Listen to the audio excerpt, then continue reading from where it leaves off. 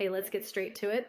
Today we're diving into the motivational TED Talk meathead multiverse known as Andy Elliott.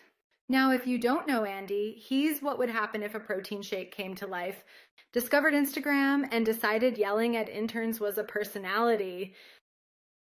So who is Andy Elliott? Well, he's the CEO of the Elliott Group, a sales training company where the business model is basically step 1, scream, step 2, sweat, step 3, gaslight someone into buying a used Kia. He posts these hyper-aggressive videos on social media, usually shirtless or in a skin-tight polo, just screaming about mindset, domination, and how poor people are just lazy. Andy's energy is like if David Goggins had a head injury and decided to sell timeshares instead of doing pull-ups. And hey, confidence is cool, discipline, great. But Andy's idea of motivation sounds like what a drill sergeant would say right before getting fired for workplace harassment.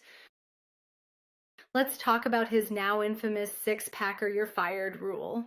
Andy literally said, if you don't have a six-pack, you don't work for us. Right. Because clearly the number of abdominal muscles you have is directly tied to your ability to close a deal on a Ford F-150. Imagine being the best closer in the company, bringing in $1 million in revenue, and getting fired because your body fat is 13% instead of 12%. He even said his daughters have six-packs because they're part of a fitness family. Dude, that's not motivation. That's an interview on Dr. Phil waiting to happen. There's a fine line between discipline and straight-up delusion. And Andy's not just crossing it. He's sprinting over it barefoot on hot coals. Andy's whole vibe is what I like to call toxic Grindset theater. Everything he says boils down to, if you're not waking up at 3:30 a.m., eating nails, and benching your insecurities, you're a failure.